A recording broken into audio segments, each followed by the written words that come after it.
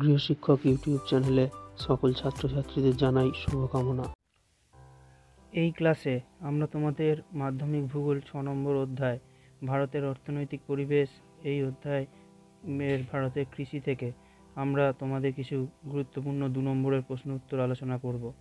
আগের ক্লাসে আমরা তোমাদের এই অধ্যায় থেকে বেশ কিছু 1 নম্বরের গুরুত্বপূর্ণ প্রশ্ন উত্তর আলোচনা করেছিলাম।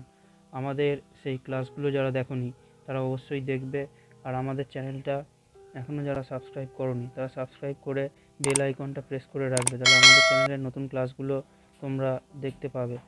আর আমরা 1 নম্বরে যে প্রশ্নগুলো আলোচনা করেছিলাম সেই প্রশ্নগুলো তোমাদের স্কুলের পরীক্ষা, তোমাদের টেস্ট পরীক্ষা এবং মাধ্যমিক পরীক্ষার জন্য খুব গুরুত্বপূর্ণ। সেই জন্য তোমরা সেই প্রশ্নগুলো অবশ্যই ভালোভাবে তৈরি করবে, তাহলে তোমরা ওখান থেকে স্কুলের পরীক্ষা, টেস্ট পরীক্ষা এবং মাধ্যমিকে অনেক প্রশ্ন কমন পাবে। আজ আমাদের 2 নম্বরের প্রশ্ন উত্তর আলোচনা এটাই হবে, ঠিক আছে?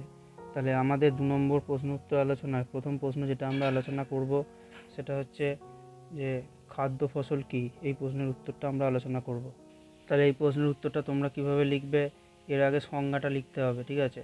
সংজ্ঞা, বৈশিষ্ট্য আর উদাহরণ, এই 3টে পয়েন্টই উত্তরগুলো তোমরা লিখলে তাহলেই তোমাদের উত্তরগুলো সঠিকভাবে লেখা হবে। তাহলে খাদ্য ফসল মানে খাবারের চাহিদার জন্য যেসব ফসল চাষ করা হয় সেগুলোকেই কী বলে? খাদ্য ফসল বলে, মানে খাওয়ার জন্য যেটাকে বলে, ঠিক আছে? বৈশিষ্ট্য কি? বৈশিষ্ট্য হচ্ছে যে ফসলের দাম কম হয় আর এটা মানুষ প্রতিদিন খুব অনেক বেশি ব্যবহার করে, প্রতিদিন মানুষের ব্যবহারটা অনেক বেশি হয় আর এটাকে খুব সহজে চাষ করা যায়, ঠিক আছে? উদাহরণ, এইগুলো হচ্ছে বৈশিষ্ট্য। আর উদাহরণ কি হবে? উদাহরণ হচ্ছে ধান, গম, এগুলোই হবে উদাহরণ, ঠিক আছে? এর পরের প্রশ্ন যেটা আছে সেটা হচ্ছে যে এই অধ্যায় থেকেই আরেকটা প্রশ্ন, পরের প্রশ্ন, যে জীবিকা সত্তাভিত্তিক কৃষি বলতে কি বোঝায়? এই প্রশ্নটা মাধ্যমিকে 2017 এসেছিল। তোমরা খুব ভালোভাবে এই প্রশ্নটা তৈরি করবে, এটা স্কুলের পরীক্ষা এবং টেস্ট এবং মাধ্যমিকের জন্য খুব গুরুত্বপূর্ণ, ঠিক আছে? তাহলে এখানেও আমরা ওই একইভাবে 3টে বৈশিষ্ট্যতে উত্তর লিখব, সংজ্ঞা, বৈশিষ্ট্য আর উদাহরণ, ঠিক আছে? তাহলে প্রথমে যেটা সংজ্ঞায় যেটা বলতে হবে যে যখন কোনো কৃষক মানে চাষি তার কৃষিকাজের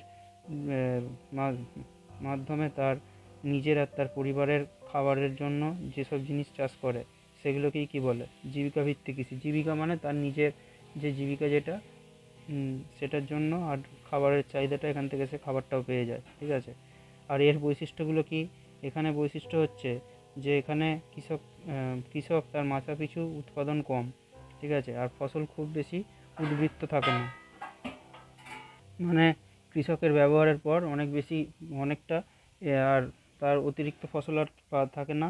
আর কৃষি জমির মালিকানা ব্যক্তিগত, এখানে যে জমির মালিক হয় সে চাষি নিজেই জমির মালিক হয়, ঠিক আছে? আর এর উদাহরণ দেবে যে ধান। আর এখানে আরেকটা বৈশিষ্ট্য বলা যেতে পারে যে এটা কৃষি জমিগুলো ছোট, তাই এখানে মানে উন্নত জিনিসগুলো, যন্ত্রপাতি যেগুলো চাষের জন্য লাগে সেগুলো এখানে ব্যবহার করা খুব কম ব্যবহার হয়, এটা বলতে হবে, ঠিক আছে? এরপরে যেটা আছে সেটা কি? সেটা হচ্ছে যে তন্তু জাতীয় ফসল কি? তাহলে এখানেও সংজ্ঞা, বৈশিষ্ট্য, উদাহরণ এভাবেই লিখতে হবে, ঠিক আছে? তাহলে যেসব ফসল থেকে তন্তু, সুতো বা আঁশ পাওয়া যায় তাদেরকেই তন্তু জাতীয় ফসল বলে। এবার বৈশিষ্ট্য, এগুলো 2 রকমের হয়। কি কি? একটা হচ্ছে যে আঁশ, এই বীজ তুলো, বা আরেকটা হচ্ছে আঁশ জাতীয় তুলো, ঠিক আছে? আর এটা হচ্ছে যে রপ্তানি নির্ভর, মানে এগুলো সব যা জিনিস তৈরি হয় সব বিদেশে পাঠানো হয় বা বাইরে পাঠানো হয়, যেমন পাট আর কার্পাস, এগুলো উদাহরণ হয়ে যাবে, ঠিক আছে? আর আমাদের ক্লাস কেমন লাগছে সেটা তোমরা কমেন্টে অবশ্যই জানাবে। আর আমরা যে তোমাদের শর্ট প্রশ্ন যেগুলো করিয়েছি, যারা ভূগোল ভালোভাবে তৈরি করতে পারো না তারা আগে এই শর্ট প্রশ্নগুলোকেই ভালোভাবে পড়বে, তারপর তোমরা এই 2 নম্বরের প্রশ্নগুলো পড়বে। আগে 1 নম্বরের প্রশ্নগুলো ভালোভাবে তৈরি করে নিলে তাহলে তোমাদের অনেক বেশি নম্বর তোমরা অবশ্যই পেয়ে যাবে। কেন? মাধ্যমিকে তোমাদের 1 নম্বরের 36টা প্রশ্ন থাকে, 36টা। তাহলে 36টা নম্বর তোমরা যদি শর্ট প্রশ্ন ভালোভাবে তৈরি করতে পারো তাহলে ওখান থেকেই তোমরা মাধ্যমিকে 36-এ 36 পাওয়ারই আমাদের একটা টার্গেট থাকবে, যাতে আমরা 36-এ 36ই তুলতে পারি। সেই জন্য আমাদের শর্ট প্রশ্নগুলোকে ভালোভাবে পড়তেই হবে, ঠিক আছে? আচ্ছা, এরপরে যেটা আছে সেটা কি? সেটা হচ্ছে যে বাগিচা ফসল বলতে কি বোঝায়, এইটা, ঠিক আছে? এই প্রশ্নটা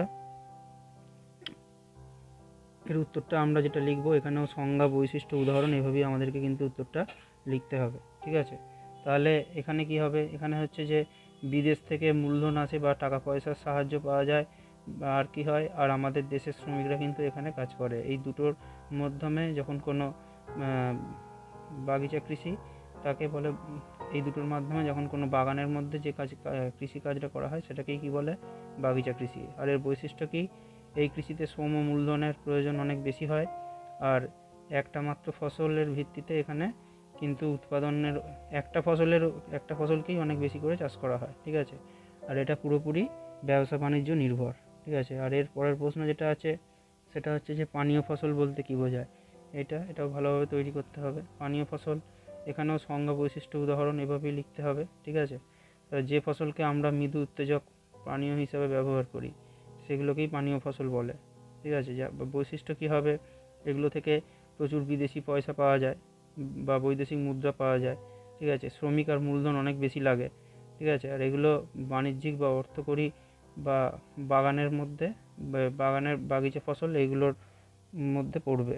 এইগুলোই বলতে হবে। আর উদাহরণ হচ্ছে চা আর কফি। ঠিক আছে, এগুলোই বলতে হবে। ঠিক আছে, তাহলে পরের ক্লাসে আমরা তোমাদের এই অধ্যায় থেকে আরও কিছু গুরুত্বপূর্ণ 2 নম্বরের প্রশ্ন উত্তর নিয়ে আলোচনা করব।